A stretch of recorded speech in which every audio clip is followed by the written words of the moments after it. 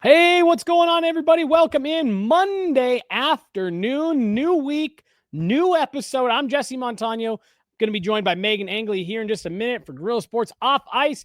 As always, though, want to start off by reminding you guys about our great partners over at Trusted American Mortgage. Head on over to trustedamerican.com right now. They want to help you lower your interest rate, get a better monthly payment, and what better time of year to put some extra money in your pocket than summertime. Take a vacation. Head on over trustedamerican.com. See how much money they can help you start saving today.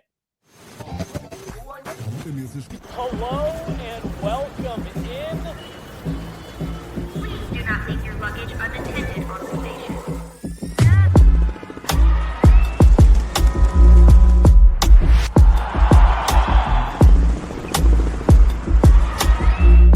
Welcome to the show. Hey, everybody. Welcome in Monday afternoon. Jesse Montano, Meghan Angley. This is Guerrilla Sports Off Ice. Kicking off a new week of the offseason here, Meghan. We are definitely in the doldrums of the offseason. Not a lot going on. But that doesn't mean that you and I don't have stuff going on in our lives. How are you doing? Looked like you had a fun weekend. Yes, my friend celebrated her birthday and she did an at-home hibachi event. So she had these people come out and do this dinner, and so they were squirting sake into everyone's mouth. There were water guns, there were all different types of bottles. The food was delicious. It was very sunny, very hot, but it was a really fun birthday. And this friend always honestly has the best events planned for her. My sister did that a couple years ago, my oldest sister, and it's like, to that point, the people who do those types of things, it's like, you always have grand events. It was super fun. I'm trying to think of, like, one year we did the bike bars, and I know those are pretty basic, but the theme was to dress like something that was the first letter of her name, and she's Alex. So I was an angel, but there were a lot of interpretations of characters and things to dress up as that begin with the letter A. I did love the way me was an angel, obviously, but other people dressed up. Meghan, we got, like I said, we're into the offseason here, but we got plenty to talk about. We had a really fun opportunity this past weekend. For the second year in a row, we got to hang out with Walter Cup champion, two-time Olympic medalist, and Colorado native Nicole Hensley. She had her day with the cup. So that was really fun. We'll talk a little bit about that. And then we're going to talk a little bit more about the PWHL and expansion and just some what's going on over in the P-Dub. Another hire for the Colorado Eagles today, but we're also going to run through just some of the offseason changes we've seen there, what to maybe expect for them. And then the bulk of our show, Meghan, we are going to talk about, we're going to start a two-part series here. The first part is going to be over the next couple of episodes. We're going to deep dive a little bit into where the Avs stand specifically on their roster right now. We're going to start today with defense. We're going to talk about goaltending and then forwards. And then right before training camp, we will do it all again with where everything has settled. Once the Avs are done with all their business, getting ready to head into the season, we will revisit everything by position again. But we're going to kick off part one of this deep dive series today by talking about the Avs D-Corps. But let's start right here off the top, Meghan. Nicole Hensley has her day with the cup. The Minnesota Frost go back-to-back. I guess just for you, like we spent a lot of time talking to her, just I thought it's just so awesome to see a Colorado athlete have the level of success that Nicole has. And then especially to for her and her Minnesota teammates, what a cool way to kick off the first couple of years of this brand new league. I was in Minnesota a couple weeks ago, and this was huge bragging rights that I don't get to take much pride in, but everyone that's there is a huge Minnesota hockey fan. And so they were super excited to talk PWHL now with the reigning champs back-to-back years hailing from Minnesota with the Minnesota Frost. And I wanted to know too, in a best of 7, a 4-1 win in a series is a gentleman's sweep. What is a 3-1 win in a best of 5 in the PWHL? I want to say gentle lady, but that feels like too much of a mouthful. And I think a lady sweep just doesn't carry the same punch as gentlemen. So maybe just something. A madam sweep. Madam sweep. I like that a lot. Something royal too, a queen sweep. Drop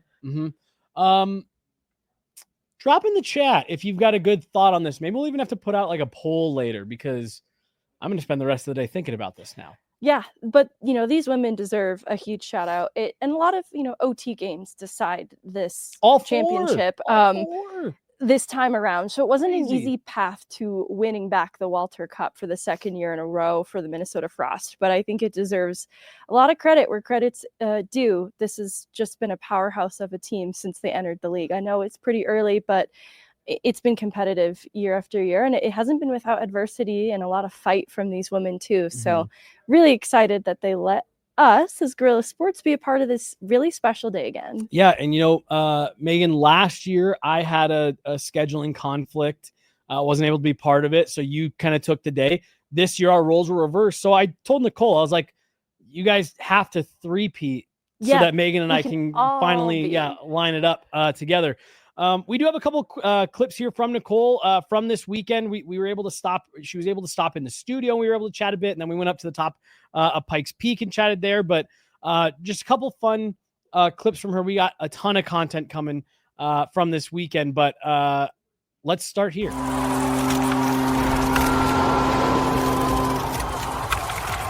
Winning it at home this year, in some sense, to be able to stand on the ice, and I think we were around 13,000 people there for that game.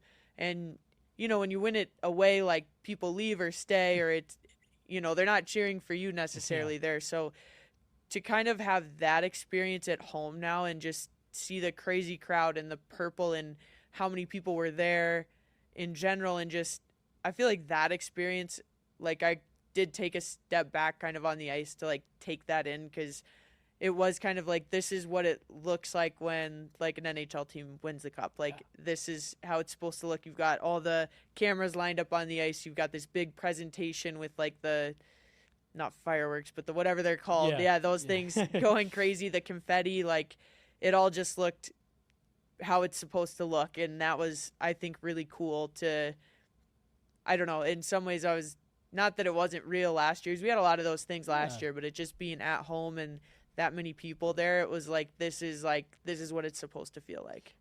I 100%. And something else that I believe when we were in Ottawa talking, one of the things that you said was like, this has all been so crazy.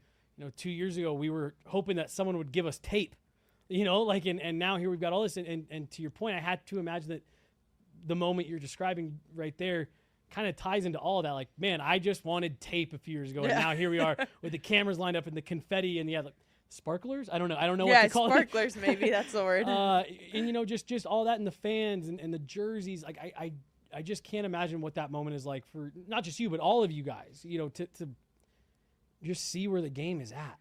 Yeah, I think it's really rewarding to see where the game's gotten to, and know that, like, it's going to continue to press forward, even when some of the founding members, as we all get a little bit older and start to retire, and know that, like, the next generation is set up to, come right into a pro league out of college and have that ability to develop, like, right in front of them. And it's just so cool to think where the game will be in 10, 15 years, to just, like, if you want something to get better, like, you have to put the resources into it. And now that those resources are there, it's just going to be like how far can the game go when the only thing women have to focus on is hockey?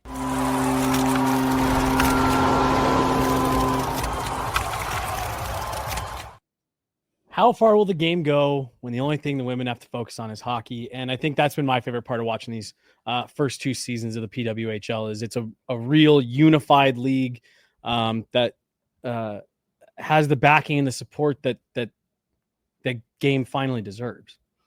I think the appreciation too around the sport growing and demonstrating an appetite for more women's hockey, and the women's hockey that's here in front of us paved the way for 2 expansion teams. And it's great because after the last league did not work out, it did reduce the number of opportunities for women who wanted to play professional hockey. And so it went from being flush with so many more job openings, if you will, to being pretty limited. And I think it's starting to work its way back to opening up so many more routes for women who are, going D1 through college to now have somewhere to go afterwards. And I think what I love about that is it was hard when it happened, that it meant that there would be some women who would not Mhm. have a landing spot.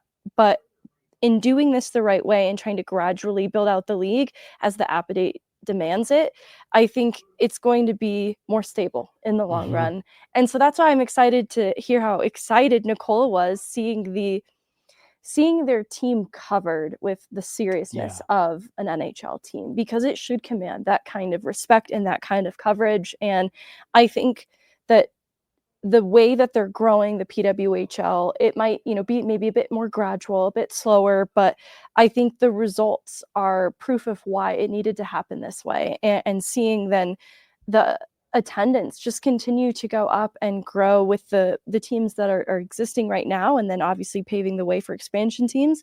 It's exciting for the direction then that women's hockey is heading. Well, and I love your point about them taking it slow and doing it the right way, because when you look at some of the leagues, because it's not just the PHWPA, which was the previous league, which I always felt was too many letters.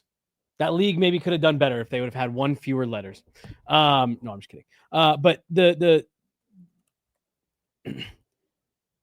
your point about when the PWHL was announced and it was not shrinking back down, but fewer teams, which meant there were going to be a lot of women who had teams before who suddenly didn't have teams because there just wasn't enough roster spots.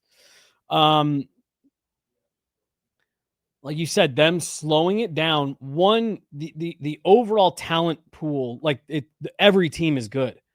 That's something Nicole and I talked about a bunch. Is they've gone back to back, but like every season has been competitive. The point that you made, 4 overtimes in the final, like the games are so competitive, the margins are so thin, the teams are so good, and doing it this way, you're not going from this to this and suddenly the teams are really spaced out. You're still trying to get your footing as a new league. I think they're doing it the right way. And that was just something else that, again, like I talked with Nicole's folks over the weekend of like getting to see this full progression of the way the league has gone. It's what gives all these players confidence. And to your point, like for Nicole to be able to sit there and say, yeah, this is the result of us doing it the right way. We're getting this fanfare, this coverage, this reaction, this type of crowd, because they're taking steps to do things the right way. And it's just been so fun to watch. I feel I owe a little bit of a correction too for the Premier Hockey Federation, which came before the PWHL. Mhm. It eventually grew to 7, its final season being in 2023, starting in 2015. So I guess getting up to 7 in that span isn't quite as rapid as I thought. But I still think that the expansion with the PWHL is happening as a result of the appetite for the sport. And so Yes. it's coming about in response to the attendance. And that's really important. I think That's a great call out. Appreciation for women's hockey has been there going back to the success of the national teams. And it's just been about finding the right way to leverage that then with these passionate audiences for women's hockey that do exist and have existed for a little bit, and just being able to tap into it the right way. So I think that's why too, the discussion around how they approached expansion is a worthy one. I think there's pros and cons. But I think that's why there's a lot of incentive from the PWHL to want to see the expansion teams have some success coming out the gate. Mm-hmm. And, that can add to the conversation then of what that means for the existing teams in the PWHL, and the maybe need for a little bit more parity, just because Minnesota winning back-to-back, it definitely draws a lot of attention then to where do these other teams need to get more competitive, and now you've got 2 new teams being introduced into the fold. But I think it's all good for the bottom line of growing the women's game. I agree. I can definitely understand some of the pros and cons, though, of the expansion draft, and that period of time, too, like ahead of the expansion draft. This was crazy. Yeah. Yeah, where they had kind of first rights at some of the pending free agents. That's such an interesting way to do it. So there's certainly advantages then to Seattle and Vancouver coming into the PWHL next season, in addition to that expansion draft. But I hope they do take off running then out of the gate hot. I think that both of those places too are going to have insane passionate fan bases for those teams. I completely agree. I mean, Seattle is already a hotbed for one. They've been starving for pro sports for so long, and it started to make its way back into that market, but they are such a women's sports hotbed as it is. I'm totally with you. I think those games are going to be nuts. Yeah. Controversial expansion rules here. I do want to mention real quick, just by the way, the full sit-down interview with Nicole will be out tomorrow, and then we've got a whole bunch of content that will be coming your way over the next week, 2 weeks. Each team could only protect 3 players, and I think the point that you made about the PWHL wanting to see these teams come out of the gate hot. Seattle and Vancouver are the odds-on favorites to win the Walter Cup next year. So, like, to give people a sense of how that expansion draft went, they got really good rosters, but I think they don't want to see a dip in competitiveness in the league. Like, the games are so competitive. The games are so good. People are tuning in, not only in person, but on YouTube and in the local markets on cable. I think they wanted to make sure, like, we don't want to end up with a couple teams that go out there and get, whacked for 35 games next season. Yeah. I want to make sure that these new fan bases can jump right in and they can kind of continue the competitive nature that the league has had. And I love the call out of it's expansion because that's what the fans have said they want, not just expansion to expand the league, which I feel like is sometimes what we saw in some of the past models of the women's pro leagues that didn't work out. Is, catering to that audience and marketing the game the way that the PWHL is. Depending on where this league goes, how quickly, them giving their games away free on YouTube could end up being like one of the most innovative marketing tools we've seen in pro sports in a long time. It's made it accessible for everyone. I was telling Nicole, like, when we were, I believe it was game 2 when we were all in Dallas, the triple overtime cup final game going on the PWHL. I said, you just saw iPads and laptops slow with every passing overtime period. More people were turning it on in the press box because it was crazy to watch. And I just think that was such a smart move for them to make it so accessible. Yeah, I think that had played a huge part in it. I think too, just going back to the expectation around where Vancouver and Seattle can start with the way that they had the exclusive signing window and the expansion draft. The woman that they took from Minnesota was one I was surprised to see go. Vancouver ended up taking her, Denisa. And I remember loving watching her when they were here for the neutral site game because she plays with a little bit of an edge. She's kind of feisty. And so it's just surprising that of the limited players that they could even protect. It's clear to me that a very talented player is going to Vancouver just as part of this expansion draft. And so I imagine, that's just my more narrow lens for it. But I imagine the totality then of players that got plucked from their teams to make up now Vancouver and Seattle is a pretty talented and competitive group of women. That is exciting. And then the other thing is, we've been on shows before where we've talked about the sisters, the siblings of Avs players that we've wanted to see a path forward for some of these women. I want you to hold that thought for 1 second. I just want to put a cherry on top of your point of Vancouver taking great players. Minnesota had 2 players that were up for Defender of the Year. Sophie Jacques and Claire Thompson, both with Vancouver now. So they loaded up. But I'm so happy you brought this up. Keep going.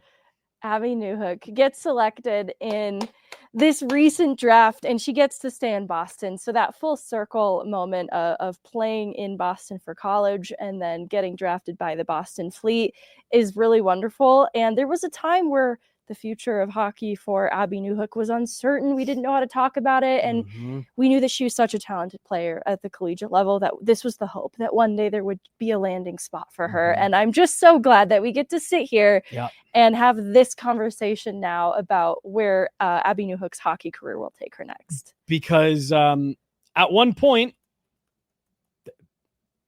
we know for absolute certain Abby Newhook was preparing for life after hockey, after college. And when I saw her name called, I believe it was 2 weeks ago now, 2.5 weeks ago for the PWHL draft, I was so excited. Just, again, not something like a huge Boston Fleet fan or, whatever, but just I am what now. what it represents and exactly what you're talking about, Megan, is this is a real life example that you and I got to see firsthand go from great college hockey player that thought maybe that would be the end of the road to now a player that, the clip that we heard earlier from Nicole, will get to be part of that next generation that only has to worry about hockey. And I just think it's great. And I'm so glad you brought it up. Yeah, I'm excited. One last clip here from Nicole, then we'll jump on to Eagles. But this was from 14,000 feet above sea level, Megan, with the Walter Cup. Yeah, we've got your parents and your family up here with us. Just what does it mean for you to not only share this moment with them, but to be able to take them along this journey? And I'm sure people who sacrifice a lot for you to get to, bring a trophy like this home for them twice. Yeah, I mean, it's been so much fun. Like, my parents were able to travel to both games and be at both championship games too. So it's just a lot of fun to get to spend a lot of time with them. And yeah, we got up, the 5 a.m. skates, the drives, the flights, the trips, the money, the gear, it takes a lot. We always say it takes a village to raise a hockey player. So to get to have both my parents and my grandmas up here has been a lot of fun. And then obviously looking forward to kind of doing a little party tonight at my parents' house to kind of just another way to say thank you just to everyone that's been there on the journey. We talk about it all the time with what goes into young hockey players making it to the pinnacle. It was really special to be a part of that with Nicole and her parents and all that stuff. The last 2 years, Megan, we're very lucky here at Gorilla. Yeah, and I was going to ask too, since Pikes Peak is kind of a tourist destination as it was, were there people up there who just happened to be You're not going to believe what I tell you here. And we have all this footage and we'll post it later.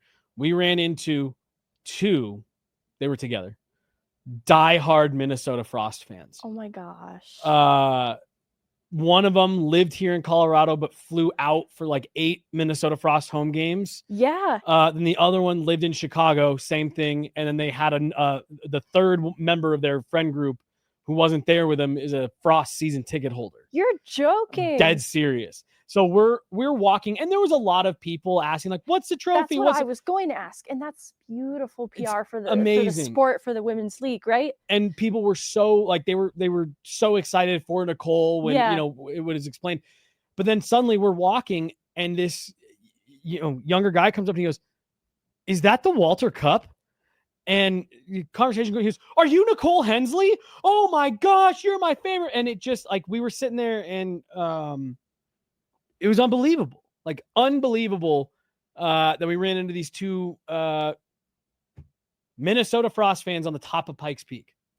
That's incredible and proof of concept that this sport, this league very specifically, is gaining the recognition and the traction that it's supposed to. Mm-hmm. And it's not manufactured. Like, this is just real, authentic love of hockey that is catching on and spreading. Yeah. And it's crossing state lines. And that's what I love too about connecting with women like Nicole and being able to have more of a personal touch to her own story and her footprint in women's hockey, because then it connects people in Colorado to the Minnesota Frost. Right. And that's how you grow the game. It's a beautiful thing. It's great. It's beautiful. And she's such a great ambassador for Colorado. Totally. Her and I talked a bunch, just, on and off the record over the weekend about being from Colorado and getting to bring it back here. And she was at the Edge Ice Arena yesterday. And like you said, it crosses state lines, and that's the great stuff to see.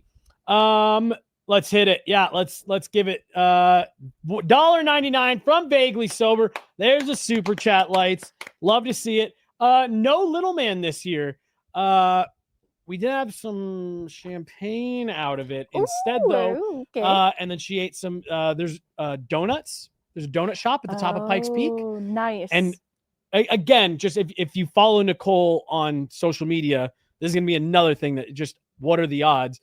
The donut of the week was a Reese's donut, and she's a massive Reese's peanut butter cup fan. That's amazing. So she got a bunch of donuts and ate them out of the cup and did a review on the Reese's donut. I'm sure the Reese's got a high grade. It did.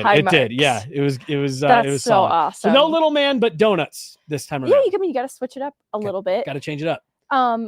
Was there still an oxygen bar at the top of Pikes Peak? Chloe, did you see one? No, she searched around the visitor center more than I did. Yeah, I didn't see one, but it's thin up there for sure. Like we were all well, and to hear her grandmas were up there, I was like, maybe they needed to hit the oxygen bar. Hopefully they didn't.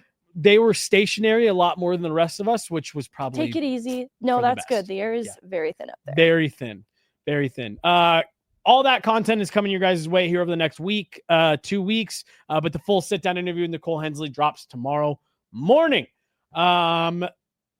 Let's shift gears here a bit, Megan. We're keeping it local in Colorado, but let's head up north to Loveland. The Colorado Eagles, this has been a busy summer for them. They lose Aaron Schneekloth to the Tampa Bay Lightning organization behind the bench. Nope, I got that backwards. They lost Dan Heinout to the Tampa Bay Lightning organization, and they lost Aaron Schneekloth. Seattle. Okay, yep. Point being, big changes behind the bench for the Colorado Eagles this summer, and then a hire today.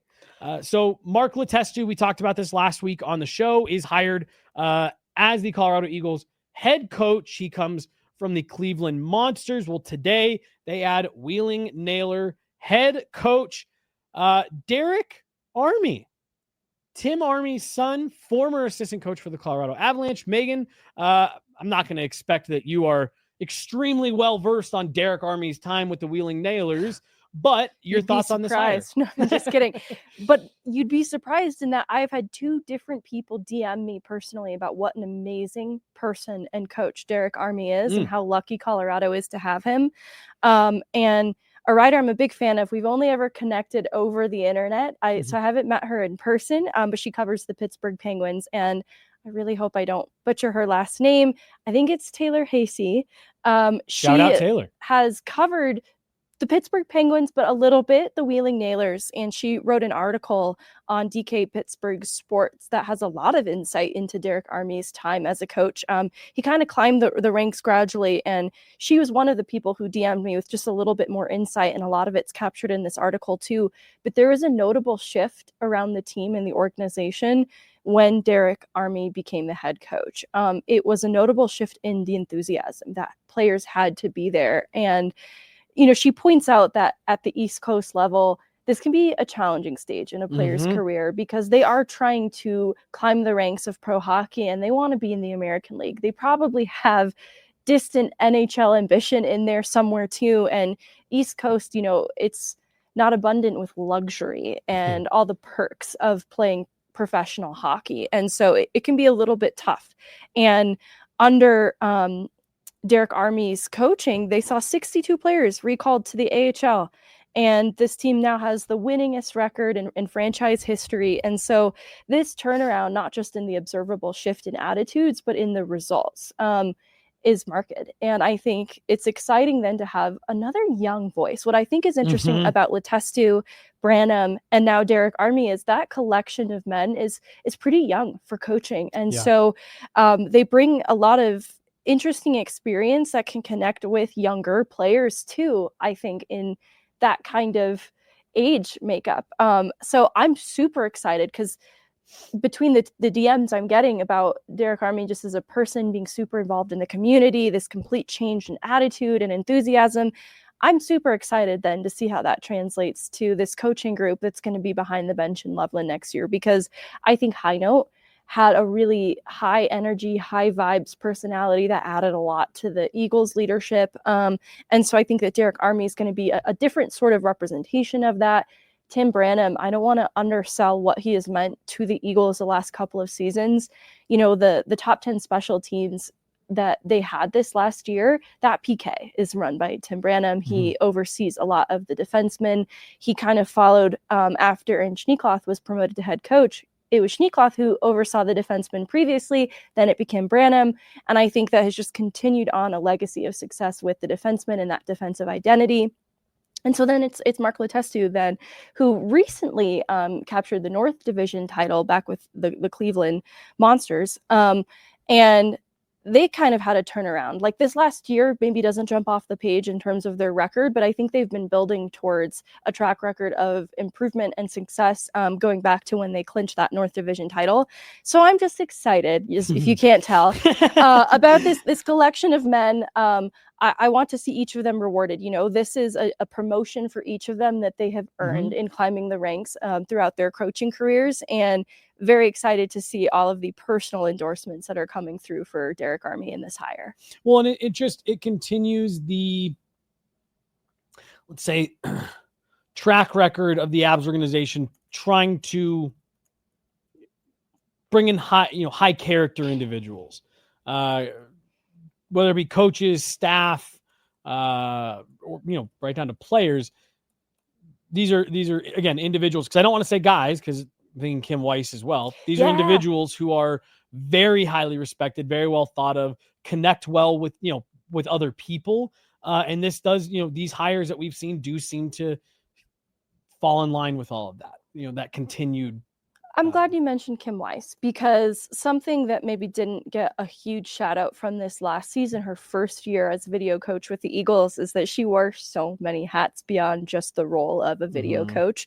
And you could just see in the social content that the Eagles would put out, there'd be a little banter sometimes of her just kind of getting caught coming into the arena chirping players, and they're chirping her back. And so I think that Kim Weiss had that same background of connecting with younger players in her time leading up to this, that has translated to the work that she's doing with the Eagles this last year. So I think you're absolutely right to make mention of her too in this wonderful compilation of the coaching staff that is going to make up the team next year. and like I said, I think that runs organization deep, I think that's what they strive for as much as possible. Totally. Some changes, Megan, at the you mentioned ECHL, AHL, there's a lot of turnover, not just from season to season, but even within each year. Some names that I know you're excited about coming back. We were on a show last week when Mark Senden was re-signed, and you were like, I just want to make sure we shout out, like, that's a big returning name. But Gavin Brindley is added to the mix this year. I'm going to go as far to say Sean Behrens is added to the mix this year. No, I agree. I view him in the same way. Because, yes, he was on the roster last year, but he missed the entire season. I don't think that we're going to have any players from this year's draft make the immediate jump. But just kind of where you at with right now, knowing that it's July 14th and that there's still going to be some looks here that change, but Alex Barré-Boulet, added as well. We're going to get a full season of Cooper Gay, full season of Taylor McCarr, and TJ Tynan is brought back to fly around the rink as fast as anybody else out there. My friend who's like newer to hockey, and so she's only seen a handful of games. She's the one who pointed out that Matt Steinberg wasn't in the final game against Abbotsford, and she wondered if that made a difference. And she also texted me as soon as TJ Tynan re-signed. She was so excited. She's like, it's an NHL contract. Like, what does that mean? Will he make the team next year? I was like, well, no, maybe not. I feel bad, and I won't put on blast who I have a running joke with about TJ Tynan, but like when he gets into, when you watch him play an AHL game, you're like, oh, I see why this guy is so good here. TJ Tynan is the ultimate quadruple A player. He gets into NHL games, and his jersey is just constantly flapping in the wind behind him.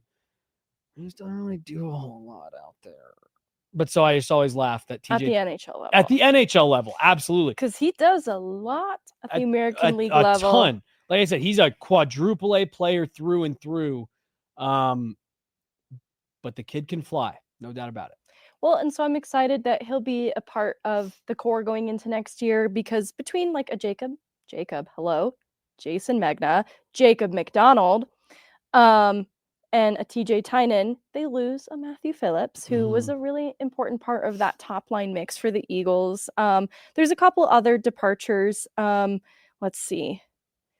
Jure Anala. Well, also Chris Wagner signed a different contract. And so it's important then to see. Chris Wagner signed an AHL contract, which I still just find so interesting. He's just going home. It's fine. Yeah. But that's the kind of turnover you come to expect at the American League level, but you still need, goal scorers, points producers. And so you can fill that need in different ways each year. The Eagles managed to do so, but they had a nice mix this last year. So that's why I'm excited to see TJ Tynan remain a part of it. But this paves the way too, like with a Jean-Luc Foudy not being qualified. He hits free agency. I'm not sure what the future holds for him. I personally feel he needs a clean slate.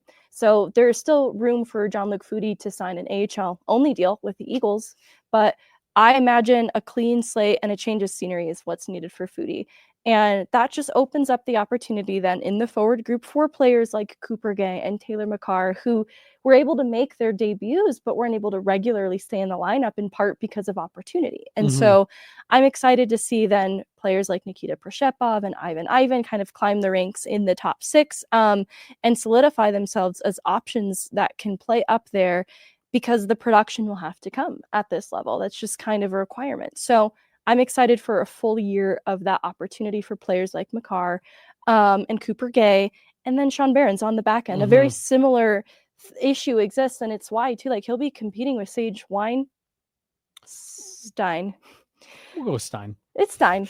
Sage Weinstein on that back end, because there are going to be players like Jacob McDonald, Jack Ashan, and Wyatt Ahmet that are still in that mix. I love those players. I love what they bring. There's going to be competition then on the Eagles back end for opportunity and for minutes. And Sean Barron's, as he's climbed the ranks of his hockey career, I will say in juniors he had to compete for his spot in the end, but he's been the top guy. He's been the guy that quarterbacks a power play. He's not going to come in next year and just be the top guy. He's going to have to win it. And I'm excited for how that competition is going to bring out the best in some of these players.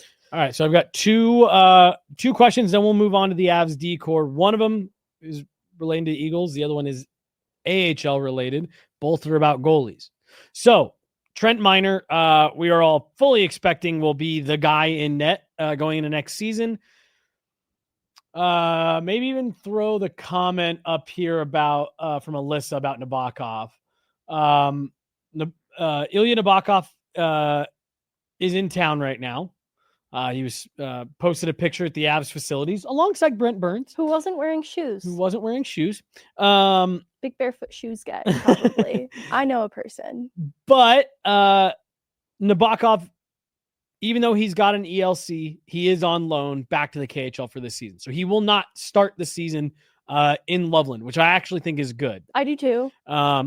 However, that does leave open the possibility that when that season ends, and the KHL does typically run a bit ahead of schedule versus the NHL and AHL, could we see Nabokov come over and take that net over from Trent Miner?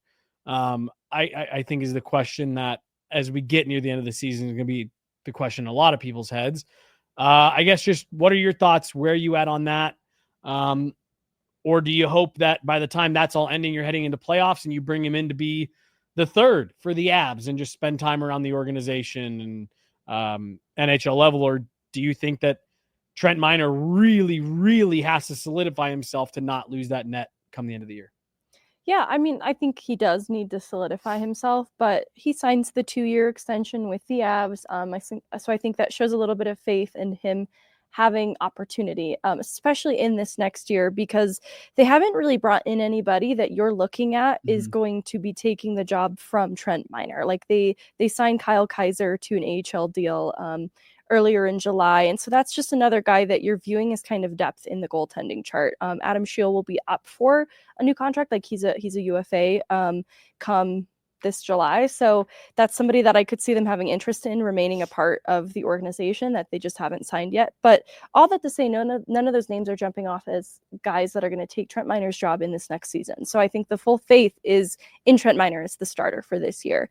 And with goaltending, I think it's tricky too to have a guy come in late and steal a job from somebody after someone like Trent Miner will have had most of that regular season to establish himself and build trust with his teammates. So I don't know that I'd realistically see Nabokov coming over and just taking that net from him ahead of the playoffs for the Eagles. But it is. I guess it also depends on what kind of year Nabokov has as well. It totally does. So, I'm not ruling anything out. I think it is more unlikely for him to come and just take the net in the middle of this upcoming season. But I do think it's important for him to get around the organization as much as possible. And so with him being here for training camp and getting a better feel for the staff and also some of the players, I think that's huge for his development. And so I think him coming over at the end of the year makes a lot of sense, whether it be the third goalie and exposed to the Avs around the playoffs and around coaching staff generally, I think makes a ton of sense. But especially depending on how deep is his KHL run, like, do you want to just let him come be around it and not necessarily have to play through another playoff run? In the same way that we want professional women in the professional women's league to just worry about the hockey, I just want Nabokov to worry about his KHL season and ride out the full extent of it. And then in coming here, I don't think there should be the expectation for him to just take the net from Trent Miner. Then I think there is very fair expectation though that it's his to lose the next year. And Trent Miner, then this is the case he's building to, well, can we do a shared starts kind of thing? You know, can we split them? But from a development perspective, you do want the young goaltender getting into the rhythm. And honestly, I look at Justus Annanen's trajectory, and he got the bulk of starts, but it was still pretty split, especially when he first started making that transition, adjusting to North American ice. They did ease him into it with a more veteran goalie alongside him. So it'll be a bit different if it's Trent Miner and Nabokov that they're doing this kind of a tandem with. But it might not be the worst thing that Nabokov doesn't come out the gate getting every start in the AHL that first year through, and to kind of, you know, give him a little bit of time to get adjusted then to North American ice. Yeah, because like you said, this is the, if you want to call it political side of hockey, he's not coming over to be a backup next season. You know what I mean? So to your point, like I think that expectation is that he's the Eagles' number one guy. So big pressure on Trent Miner this year to come and, you know, say, hey, no, I'm an AHL starting goalie. You know what I find super interesting, though, is Artur Shilovs and then Danil Tarasov, like two young goaltenders that I put so much more value on. And then when the trade is said and done, I thought the return was just maybe a little less than I thought it would be for Shilovs and Tarasov, like previously. And I think for Shilovs in particular. This was my next question, by the way. So if you want to just go into a little bit about Shilovs. Where I'm going with this is it's really hard to project goaltenders. And so I think even with Nabokov, it is really hard to say with certainty what he's going to look like even a year from now and what that means then realistically in terms of taking the net from Trent Miner. I feel like I'm upsetting Megan about talking about putting a goalie in front of Trent Miner. No, it's not upsetting. I just think that I'm so quick to, you know, pick the goalie that I think has the highest upside, and that would be Nabokov. But I actually don't know, especially in seeing what has happened with Shilovs. I don't know that it is that simple in the eyes of an organization and in evaluating the development of a goaltender. I think you peel the layers back and you even look at how long it took for Dustin Wolf to get real opportunity in Calgary, and even how long it took for Lukas Dostal to earn trust in Anaheim.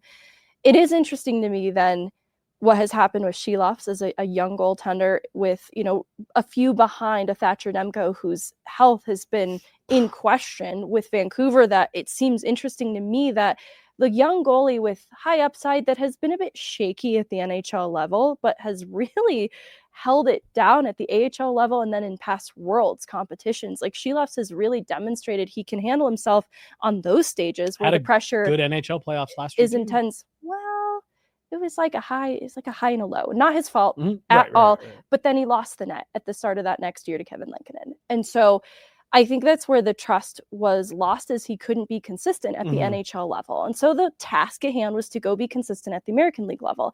He has a lights out Calder Cup playoff run, 5 shutouts, 1 away from making an AHL record, and is MVP of the Calder Cup playoffs. So like Shilovs did everything he possibly could, you know, everything that was asked of him. His numbers were ridiculous too. To solidify, like, hey, I know you needed consistency from me. All right, here's my body of work this last year. And so again, there's not really much more he could have done. And so to me, it felt like his stock was kind of low when you look at the value of the trade compared to how I personally interpreted it after what was asked of him and the year that he had. All that to say, I think you got to be careful with goalies. You got to be careful in evaluating young goalies and projecting where they might be one day. It's really an only time will tell kind of thing. You evaluate in the moment. And so that's where I just need to see Nabokov a year from now to really honestly tell you if I think he's taking the net from Trent Miner. And I hope he does, because the Avs hope he does. See, the only thing that I don't even necessarily know if this is me disagreeing with you, is I just think that a player coming from the KHL, a Russian player from the KHL, it's a lot more delicate of a process. And I just think that there has to be some it's true, because guarantees with exception, like it's not exclusive to goalies, but right. They've lost prospects that have had expectation they'll come over to North America and be given opportunity. Yeah, a wink, handshake agreement type thing. And it's felt like the patience threshold for these players is pretty thin, pretty low. Mm-hmm. Like if they're not seeing the opportunity immediately in front of them, they will not hesitate just to return back. And so, no, I think you're right. It's a delicate situation. Yeah. But it really falls on what Nabokov is a year from now. Totally. Yeah. And I know that sounds like such an obvious thing, but I need you to know I mean it at every level. Goalies are so hard to predict. You just kind of got to see what they are in the moment, in the present. It's also it's easily the slowest development track. Totally. With extremely rare exceptions. It's I remember seeing a lot of people being confused when the Avs gave Blackwood the 5-year extension last year. It's like, no. If everything goes exactly right with Nabokov, that is exactly the timeline. 6 years from last year. Like you'd ideally want to see him have a great year in the KHL, come over, whatever he does at the end of this year. I don't really care. I don't really think it matters.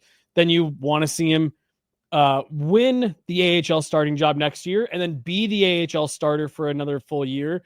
And then you start, then Wedgwood's deal is up, and then you maybe start getting him in as the backup. Like, yeah, six years sounds about right. So you are totally right. Goaltenders are far from a black and white. He's going to be good. He's not going to be good. There's a lot of gray in there.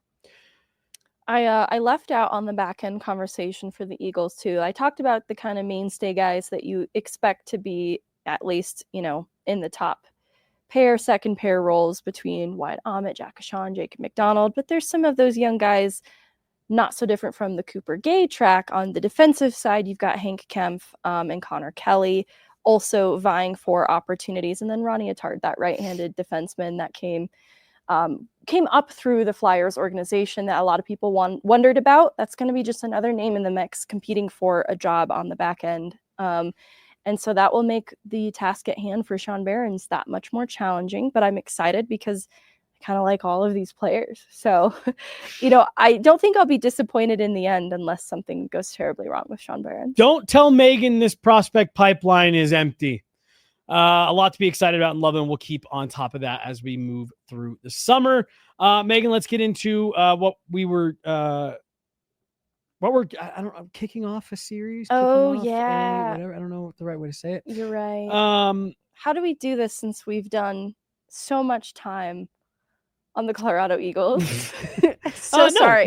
We're just going to get into it. Perfect. Because again, I still do think when we're going through, diving into where the Avs are at, I think it's going to change between right now, July 14th, and let's say, September 1st, Nathan McKinnon's birthday, right? Right before camp opens. I think we're going to be talking about different looks, different groups. And I think it's also going to give us more certainty on what we're about to talk about here, because we're going to talk about this Avs D-core as it stands right now. And it's actually a group that I'm excited about, but I don't know if we can say, write those guys' names in pen.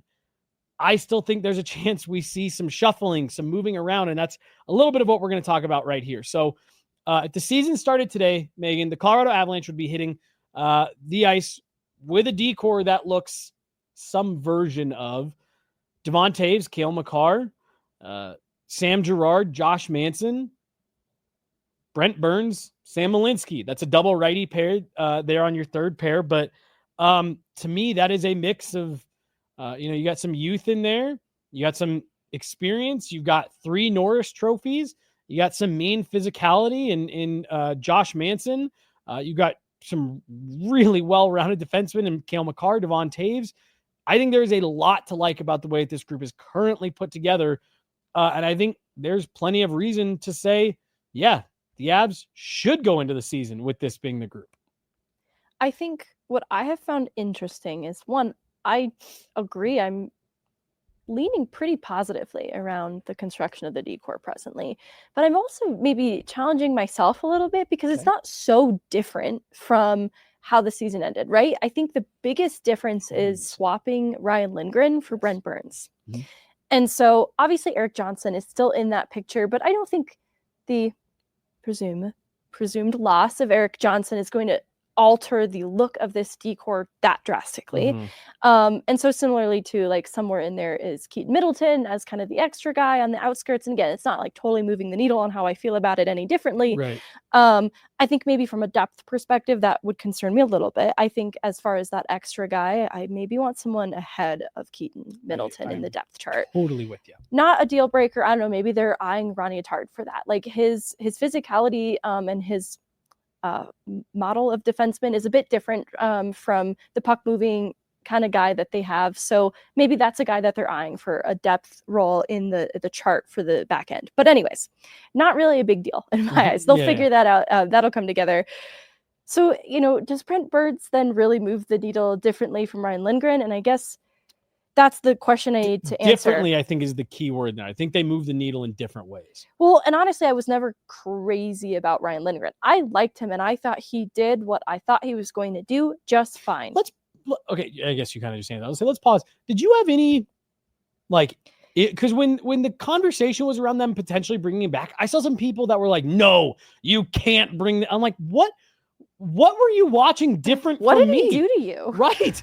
I mean, honestly. Is he in your neighborhood? Did your dogs beef at the dog park? Like, what happened here? Did his dogs poop in your yard? Did he not pick it up? Like, I am definitely not saying like he was oh man, you had to bring him back. I thought he was fine. I liked him. Right. I thought he was fine. What he brought, it was a little bit different from the puck moving guys. It wasn't the physicality of Josh Manson, but he did still sacrifice the body to block shots. And so the defensive side of his game was very sound and very consistent. And I appreciated that. Mm-hmm. So the odd mistake, but who's immune from that? Right. And they were pretty limited, all things considered. I think every player this actually put an asterisk or a pin by. This is an interesting conversation that's also been running through my head. But anyways, all that to say, what Ryan Lindgren added to the Avs back end, I thought was necessary and important, but I also didn't think it was this huge dramatic impact. Doesn't have to be a dramatic impact to be important, though. So that's why I was fine with the possibility of him staying in Colorado, not for the amount of money that he ended up signing in Seattle for. So that's where I find myself in then measuring the Brent Burns addition in his place. Like, okay, the money makes a lot more sense. And the way it's built out makes a lot more sense in terms of it being around his availability, which probably isn't a concern given the Ironman record. But I like that it's attached to that because this is still a 40-year-old player.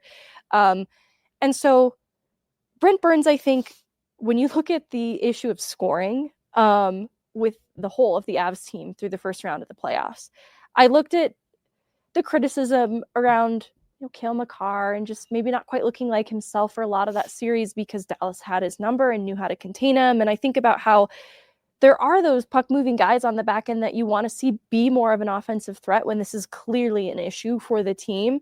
And so I look at Brent Burns as kind of an answer to some of that, like a little bit of built-in insurance than to just add another guy who has such an offensive mind for the game. I think his size is interesting too because he's not a physical player, but when you look at he reminds me of Mikko taking up lanes and just using your sheer body positioning to do that, I do think size actually can still be helpful, even if he's not so conscious to how he's leveraging it. I still think there's value in that. I'm not going, I'll stop short of saying he's a physical player, but I think that there are ways that he can leverage his size in a positive way that isn't really captured otherwise in the decor outside of Josh Manson, who uses his size differently, but importantly. Well, and I think maybe an example of exactly what you're talking about is how good of a penalty killer Brent Burns is. He can reliably eat up significant minutes. Yeah. And he can hold himself to top matchups. So what I found interesting too was there's a report recently about why Carolina didn't continue on with Brent Burns. And it sounds like Brent Burns' side of things wanted assurance of continued opportunity and ice time. And going into the season at 40 years old, I found that a little bit interesting of an ask, because I imagine in Colorado, that's not exactly what will be offered to him behind Makar and Taves, but it indicates to me there will be no shortage of opportunity for him. Well, and it sounds, I mean, by every account, I think he's going to fit in really well culture-wise. Apparently, this guy is just like a huge beauty. Well, yes, but just like a work horse in the gym, constantly, always taking care of his body, really watching what he's eating. So, like, I actually, like, if I was the Avs and I heard that was part of their thing of like, no, he wants more opportunity, I'd be like, cool. At 40 years old, you still have that drive for like, no, I want more. I want more opportunity. And I believe Elliot Friedman talked about, in that same vein of what you're mentioning of, there is a pride thing with that too. We're like, well, I don't want to be demoted on my team. So let me go to this D-core that maybe I think is, better, deeper. This team's, right. Whatever. I can stomach a demotion if it's because Cale Makar and Devon Taves are ahead of me. Exactly. And so again, like I think there is, the more that I hear about, how things broke down in Carolina, how he ended up in Colorado, I think this is a really good partnership between the Avs and Brent Burns. Like, I think it's two sides that have a very shared vision. And I think it's going to work well. And I like your call out about, hey, want to make sure we've got that punch on the back end, because how many times have you and I talked about it? We talked about it with JJ. Of the Avs go as their D-core goes. When Cale Makar, Devon Taves are playing well, they're moving pucks up the ice quickly. They're playing sound in their own zone. It leads to that transition game. It allows the Avs to get to their offense quickly. I think the Avs D-core is such an important part of their identity under Jared Bednar.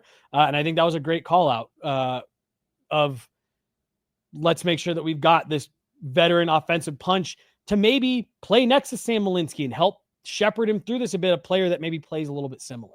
You know what I think is interesting too is we around the organization heard feedback that perhaps there were points where Taves and Makar could have been separated to better distribute the offensive threat among the D pairs. And I think this is really interesting then with the addition of Brent Burns. It's just another option to maybe give comfort to. You don't have to have Taves and Makar attached to one another. Maybe we can diversify the threat on the back end by adding a Brent Burns into that rotation so that feels like a more comfortable possibility. If we find ourselves getting shut down with a Makar Taves pairing, because I don't think that's necessarily a demerit of those two players. I think that maybe separated from one another, there was this possibility there could have been a different, better threat. Better in that it would be harder for Dallas to counter because it's different. Could you put, you get into that situation, could you put Devon Taves with Brent Burns, and then, Cale Makar can play with anybody,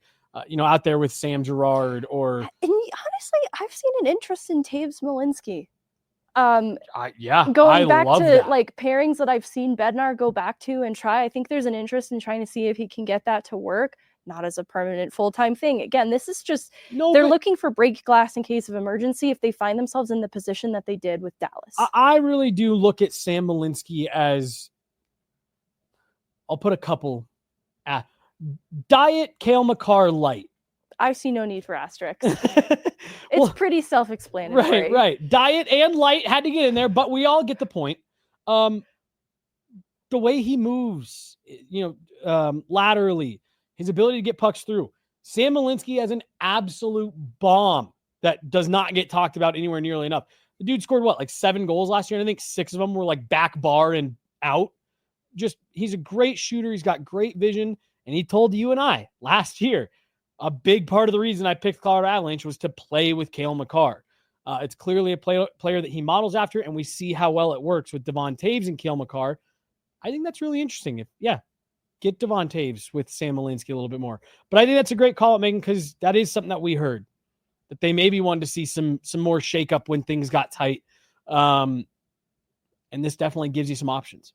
Yeah, some trusted options, because this is where I feel sympathy for the position Malinsky's in. I think Jared Bednar, historically, it takes a lot for him to earn trust, or give trust, I should say, to younger players. And Malinsky will be turning 27. Can't win with kids. He's not exactly a young player, but he is newer to the league. And it shows in experience and sometimes the type of mistakes that he makes. And this was the thing that I put an asterisk by or a pin by earlier, because it's been in my brain a lot lately that when he makes mistakes, the nature of the mistake isn't necessarily so different from mistakes I've seen other players make. Players like Josh Manson, who, kind of had a high giveaways per 60 in these last playoffs, but also had some pretty exciting moments in being a difference maker in that first round as well. So what made Malinsky's mistakes that took him out of a couple games so much different? And I think it's actually not a poor reflection of Malinsky, but rather where they'd like to get him to. I think that it actually shows a vote of confidence in what they'd like to mold him into in the future, and where they see his ceiling down the line. And so I think having kind of an extreme response to some of the mistakes, like the benching that happened in the regular season, his play hadn't actually dipped that low. It was just low comparatively to how he started the year. Right. It had just stagnated. And so he wasn't like this defensive liability every night. He just wasn't being the difference maker that he was when he started. He was playing a lot hungrier at the start of the year. So where I'm going with this is I don't think that when Malinsky gets sat a game or has some limited minutes that it's necessarily a punishment for this player, even though it feels like, well, the mistake that he just made really isn't weighted so differently from the mistake that his teammates have made.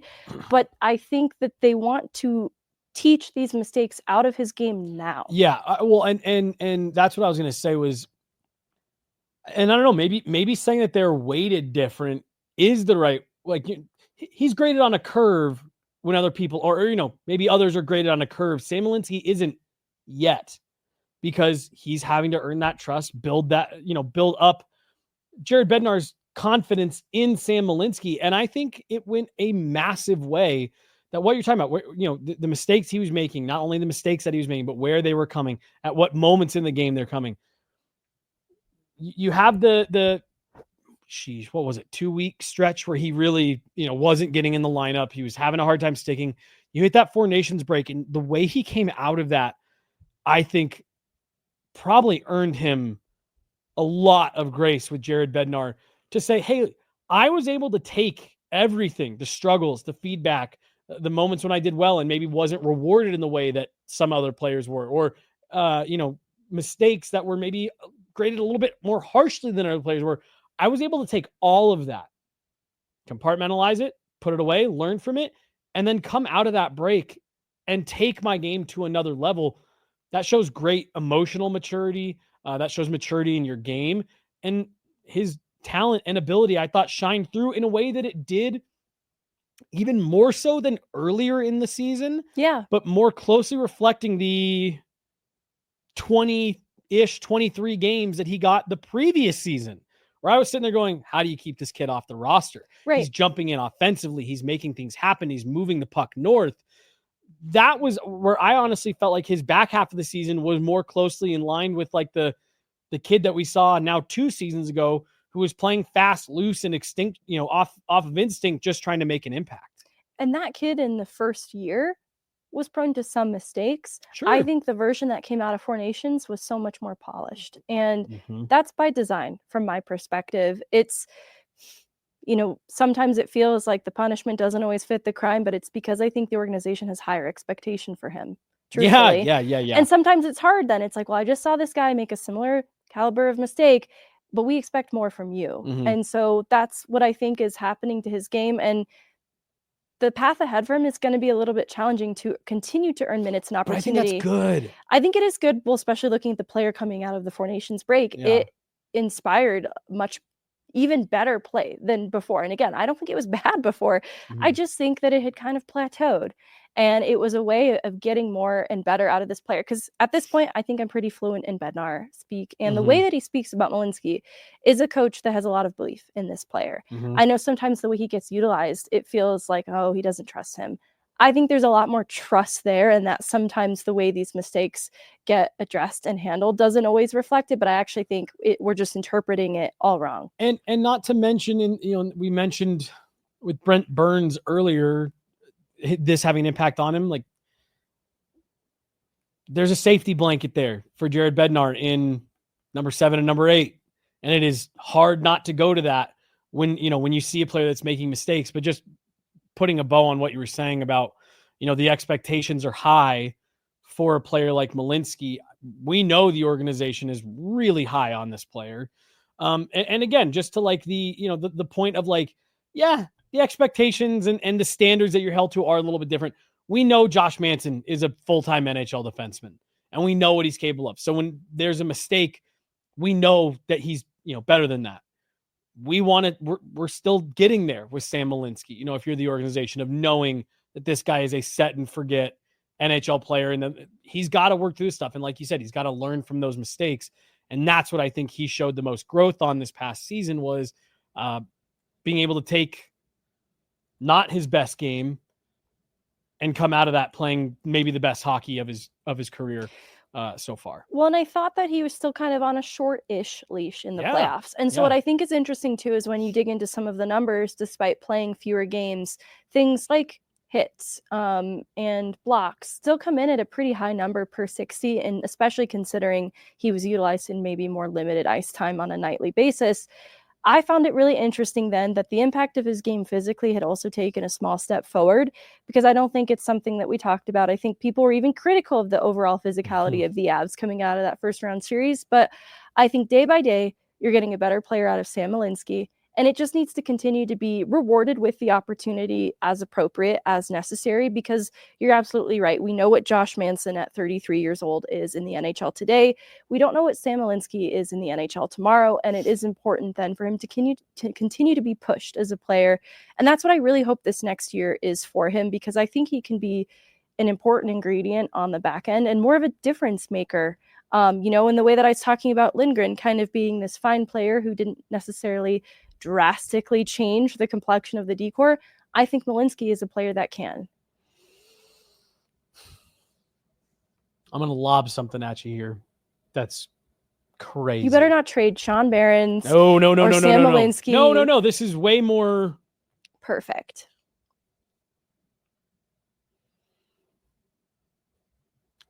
Versus Bowen Byram. I don't know. Hold on. No. I'm not saying he's better, but like that's gonna be hard with where they fit in the Avs lineup. And I'm thinking back to like where Bo was when he was last in Denver. Like, I don't think it is crazy at all to say, could Sam Malinsky play a Bowen Byram role? Well, and what's interesting is I think Sam Malinsky is mentally tougher to better ascend to that role than Byram was. Because and he's a little bit better well-rounded too. Well, yeah, I think defensively, it's being pushed too, and I think he's meeting that with execution. But with Byram, that's what I think the issue was not an identity crisis with Byram to himself, but rather the role he felt he deserved and wanted, and the role that was available to him. And I think Byram struggled to reconcile that in taking the feedback and wearing maybe what felt like a role that was a little less than he'd like to be playing in that moment, for example. I think he didn't wear that as well as Malinsky has worn the nights off, the nights from the press box. That has to be a difficult pill to swallow. And I think the reaction from both those players in terms of utilization is different. And it's mentally tougher on behalf of Malinsky. Like I said, I'm definitely going to stop shy of saying I'd take Sam Malinsky over Bowen Byram, but I do think that this should be maybe, because that's one part that we hear a lot of folks talk about still. When they discussed the 2022 team was like, oh, we had Bowen Byram as the secret weapon on the back end. You mentioned Brent Burns earlier, Sam Malinsky. Can you start to recreate some of that? And I love this example because Byram was not trusted until it became a necessity because of injuries. And so not that I want to see anybody get injury to pave way for opportunity, but I do think that the secret to getting the most out of all of your players is to reward them with opportunity periodically. Yeah. So like I said, I just wanted to throw that out there because I do think it is interesting how they are different as players and why what Malinsky is might make a lot more sense for that role than Byram. Exactly. All right. And then we're gonna wrap it up with this. Talking about Cale Makar, Devon Taves. I want to focus on Cale in particular because I also don't. I think if you go back and rewatch the games and look at it analytically, Cale Makar had a stupid amount of chances in the Dallas series. Yeah. He just couldn't get any to go, but it was obvious they had keyed in on him. He plays heavy minutes throughout the season. I am really curious to see how Brent Burns, in particular, as now this third guy that can just eat minutes, especially in the penalty kill, how much can you leverage that to take some of the pressure off of a guy like Cale Makar? Yeah, he's probably still going to kill penalties for you. He's still going to play in all situations. But can you take a couple of his PKing minutes off each game and divert them somewhere else? Can Brent Burns quarterbacking a PP2 give you some more confidence in a second unit and maybe shave 30 seconds off of what you're rolling, PP1 out there for, especially with the success that we saw the Florida Panthers have by working both of their power play units. I'm fascinated to see what type of impact, and I also wonder how much it went into the decision making of bringing in a guy like Brent Burns, who can eat heavy PK minutes, to help relieve the pressure on Cale Makar a bit. I imagine the PK thing is huge. Well, especially given the Dallas series, Dallas's power play was converting stupid crazy. Nuts. And so I don't know that it's like, Brent Burns could have prevented this, Right. But I do think that when you're trying to manage Cale Makar's ice time, that is probably the guy you trust the most to be out on significant minutes for the PK. And you probably find yourself feeling left with no other choice. But with a Brent Burns as a choice, a guy who can reliably take up some of those minutes, you maybe build a comfort with him there too, as just another option to help shave that off. And hopefully we never find ourselves in the same room with Dallas's power play being stupid crazy like that again. It obviously wasn't sustainable, as we know now in hindsight. And there were lessons to be learned on Colorado's PK as well that weren't quite up to snuff either. But some of it was just a bit of an anomaly. So I think Brent Burns being added there is just more insurance to bolster the PK. Another leader for that group as well. Completely. Because I think, Manson represents a pretty big leader on the PK as well. Another defenseman who can eat up big minutes. But I think taking some of that pressure off of Cale, and maybe even, it's redirected to time spent on the power play. Maybe there's more of a comfort in utilizing him there and riding that top unit pretty hard, as they always do. But I love this idea of giving the second unit a chance until it doesn't, until it doesn't work. You see that it's just not working. But all in all, I think that the addition of Brent Burns has an impact on the year that Cale Makar can have, because I think when you unchain him from the burdens of both special teams and being the only guy that can help in those situations, that opens him up to be more Cale Makar 5v5. And they needed him to be more Cale Makar 5v5. And look, it wasn't at, what's the word? It wasn't like he wasn't trying in these playoffs. You're right. When you look at the analytics, he was being shut down in so many different ways. But I think Brent Burns gives him the opportunity to be even more like himself. Yeah, no, I agree. And maybe that's going to be the biggest boost for Brent Which Burns. Is super different now. And going back to my Ryan Lindgren question of, is this really so different? That will be a huge difference. Yeah, for sure. All right. Well, that's going to do it for today. We're going to continue to, as we get into the offseason, we're going to deep dive on what's going on with the Avs as they currently sit right now. Then, like we said, we'll get through August, and then we'll revisit it right before training camp starts with, okay, we talked about it in July. Now, where are we in August? D, forwards, goaltending. But yeah, Megan, I'm folks in the chat are right. The Avs are not there yet. The roster that they've got built right now, there is still work to do. But like you and I said last week, the great news is your roster doesn't have to be finalized until March. So I think the Avs have a really nice foundation. Anxious to see where they end up. Anything else? No. That's it. That's it for today. Keep an eye out, guys. Tomorrow we will have the full Nicole Hensley interview dropping, and then content coming from our day with her and the Walter Cup dropping all week. And then we are, like you said, we are in the off season here. So last week, this week, probably still going to be a little bit of us feeling it out. But then we're coming up on the time here rapidly, Megan, where we're going to be rolling out our 25-26 season content plan and show plan and all that good stuff. So exciting times.